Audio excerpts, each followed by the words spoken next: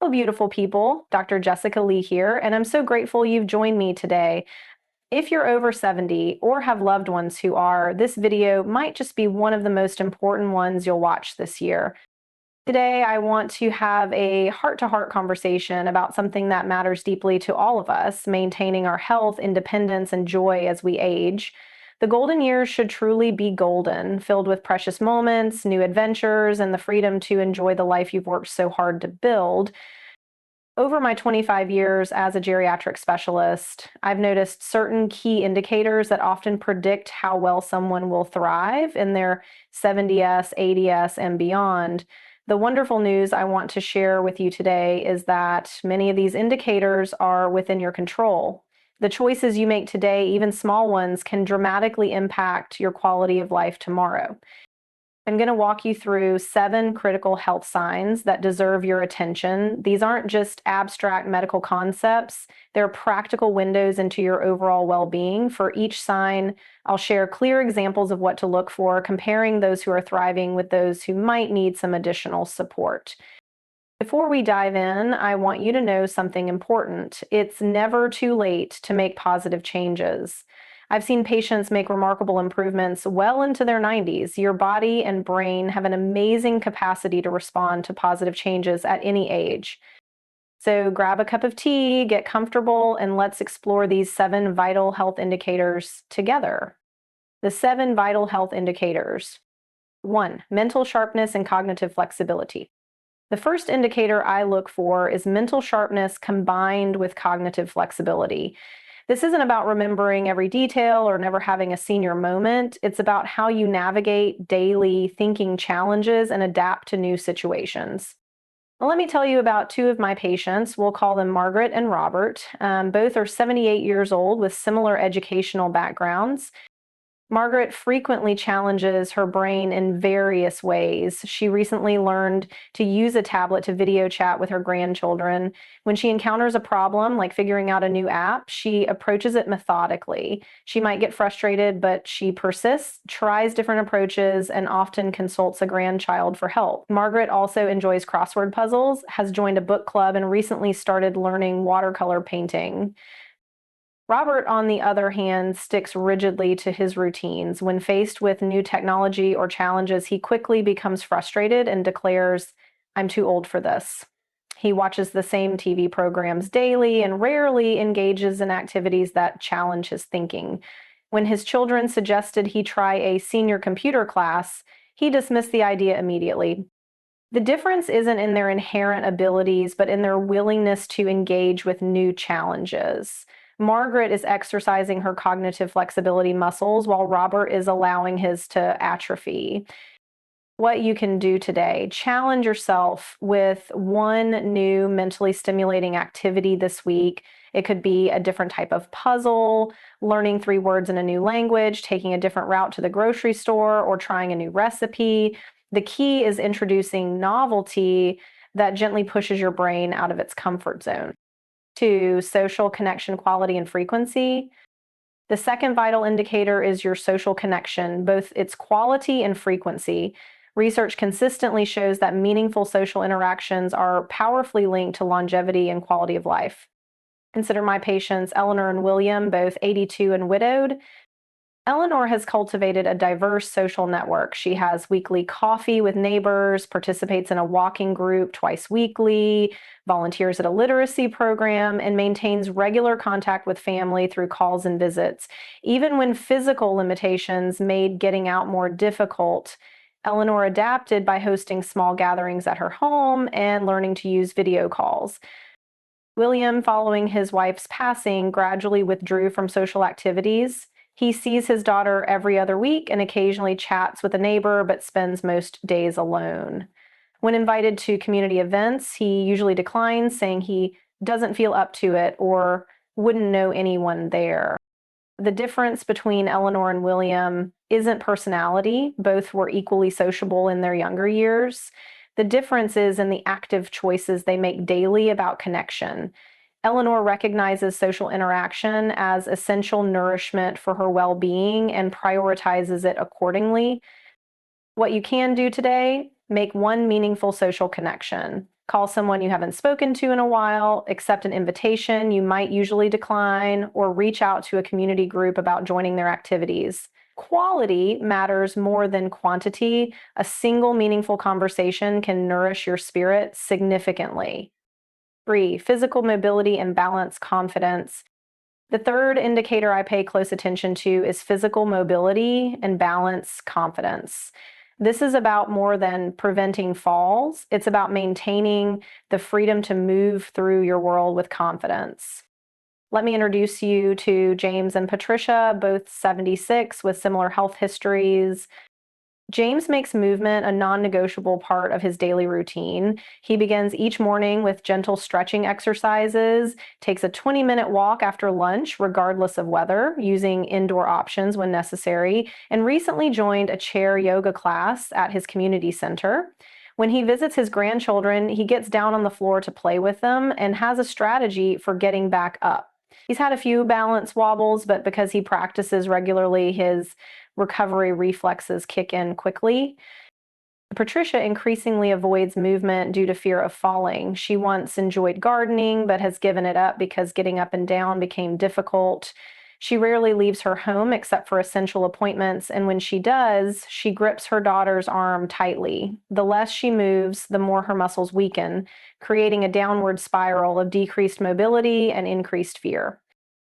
The key difference is that James treats mobility as a skill to be maintained through regular practice, while Patricia has allowed fear to limit her movement, accelerating physical decline. What you can do today: practice getting up from a chair without using your hands. If safe for you, stand on one foot while holding the counter for 30 seconds on each side, or walk heel to toe for 10 steps as if on a balance beam. Even small mobility practices can build confidence and maintain crucial muscle strength. For nutritional intelligence and eating patterns. The fourth vital sign is what I call nutritional intelligence, understanding how food affects your unique body and establishing eating patterns that support your energy and health. Consider my patients, Richard and Dorothy, both 73, with similar health profiles. Richard approaches eating with mindful awareness. He's noticed that heavy meals leave him feeling sluggish, so he opts for smaller, more frequent portions. He prioritizes colorful vegetables, includes protein with each meal, and has discovered that berries and walnuts seem to help his mental clarity. Richard keeps a water bottle nearby and sips throughout the day. He enjoys treats mindfully rather than absent-mindedly consuming processed sweet. Dorothy, meanwhile, often skips breakfast because she doesn't feel hungry, then finds herself dizzy by late morning. She relies heavily on convenience foods, which require little preparation, but are often high in sodium and low in nutrients. She drinks mostly coffee and tea, rarely plain water. Dorothy doesn't connect her afternoon energy crashes with her eating patterns, viewing them simply as part of getting older. The difference isn't that Richard maintains a perfect diet. No such thing exists, especially as individual nutritional needs vary widely. The difference is his attention to how food affects his energy and well-being, and his willingness to adjust accordingly. What you can do today: conduct a simple nutrition experiment. Add a source of protein to your breakfast, like Greek yogurt, eggs, or nut butter on whole grain toast, and notice how it affects your energy level throughout the morning. Also, place a full glass of water where you'll see it first thing tomorrow and drink it before anything else. 5, sleep quality and restoration. The fifth indicator of thriving health is sleep quality and the sense of restoration it provides. While sleep patterns naturally change with age, the feeling of being restored by sleep remains essential. Let's look at my patients, Barbara and Thomas, both 81 with no major health conditions. Barbara has created sleep habits that work with her changing needs. She's accepted that she naturally wakes earlier now and has adapted by going to bed earlier too. She established a calming pre-sleep routine that includes gentle stretching, reading with a warm light, not blue screens, and limiting fluids after dinner to reduce nighttime bathroom trips. Her bedroom is cool and dark, and she uses white noise to mask disturbances. Though she occasionally wakes during the night, she has relaxation techniques to help her return to sleep without anxiety. Thomas struggles significantly with sleep, but considers it just part of aging. He naps unpredictably throughout the day, watches stimulating news programs before bed, and keeps his phone by his pillow, checking it when he wakes at night. His bedroom is cluttered and overheated. Thomas lies in bed for hours trying to force sleep, becoming increasingly frustrated, which further activates his stress response and prevents the relaxation needed for sleep to come. The key difference isn't in their natural sleep tendencies, but in how they approach sleep hygiene and their attitudes towards sleep challenges. What you can do today: establish one new sleep supporting habit. This might be setting a consistent bedtime, removing electronic devices from your bedroom, creating a 10-minute calming pre sleep ritual, or introducing white noise. Small adjustments can have remarkable effects on sleep quality. 6, cardiovascular indicators and heart rhythm awareness. The sixth vital sign encompasses cardiovascular indicators and heart rhythm awareness. Your heart is your body's hardest working muscle, and becoming attuned to its patterns can provide crucial information about your overall health. Consider my patients Harold and Evelyn, both 79, with well controlled hypertension. Harold has developed what I call heart intelligence. He knows his typical resting heart rate and checks it occasionally using the simple method of placing 2 fingers on his wrist. He's attentive to how different activities affect his breathing and heart rhythm. Harold noticed when climbing stairs began causing unusual shortness of breath, which led to early detection of a minor heart valve issue that's now being monitored. He's consistent with his blood pressure medication and walks daily, noticing how this gentle exercise seems to regulate his heart rhythm. Evelyn takes her medications irregularly and rarely connects physical sensations with heart function.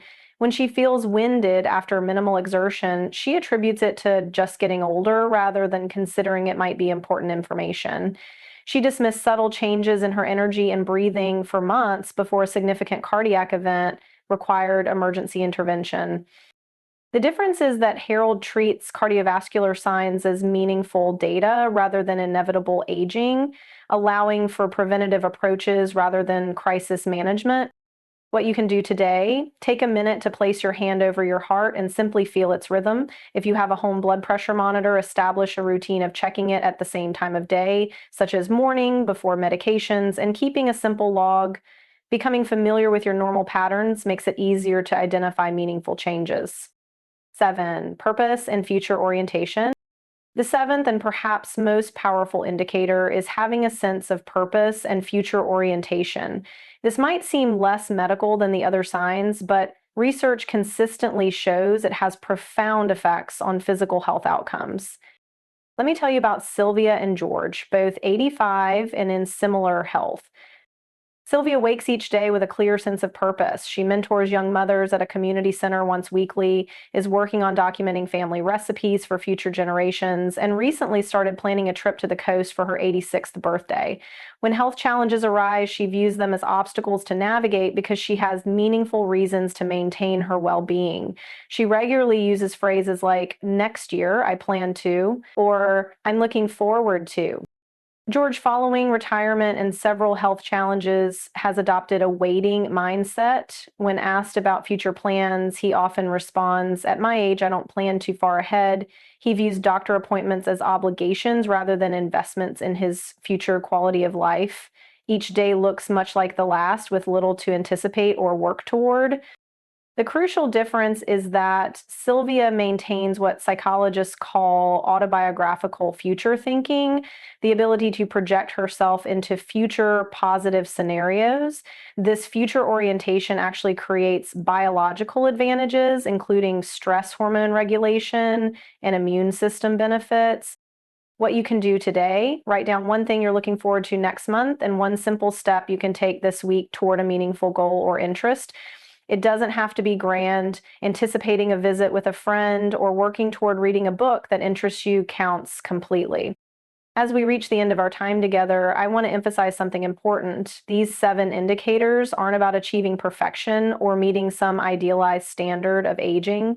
They're about recognizing where small, consistent changes might have the greatest impact on your quality of life. Many of my patients tell me they find tremendous freedom in knowing which factors actually matter for their well being. Rather than worrying about every health headline or comparing themselves to others, they can focus their energy on the areas that research and clinical experience show make the biggest difference. Remember Margaret, who embraced cognitive challenges? She started small, just 5 minutes of trying something new each day. Eleanor began rebuilding her social connections by simply accepting one invitation she would have previously declined. These weren't dramatic life overhauls, they were small, manageable shifts that created ripple effects throughout their well being. The body and brain you inhabit today reflect the choices of your past, but they're also constantly responding to the choices you make right now. The human system maintains remarkable adaptability throughout life. I've seen patients make stunning improvements in their 80s and 90s by implementing small, consistent changes in these 7 areas. Before we part ways, I have 3 requests for you. First, choose just one of these 7 areas to focus on this week. Don't try to change everything at once. Pick the area that resonated most strongly with you and implement one small change. Remember, consistency matters more than intensity. Second, share this video with someone you care about who might benefit from this information. The gift of health knowledge is one of the most precious things we can offer those we love. Finally, I'd love to hear from you in the comments. Which of these 7 indicators resonated most strongly with you? What small change are you planning to implement? Your shared wisdom might be exactly what another viewer needs to hear. If you found this information valuable, please consider subscribing to my channel. I share new health wisdom for vibrant aging every week, and I'd be honored to have you join our community of people committed to making their golden years truly golden. Until next time, this is Dr. Jessica Lee reminding you that the choices you make today create the health you'll live tomorrow. Be well, dear friends. Note, this content is for educational purposes only and does not constitute medical advice. Always consult with your personal healthcare provider before making significant changes to your health routine.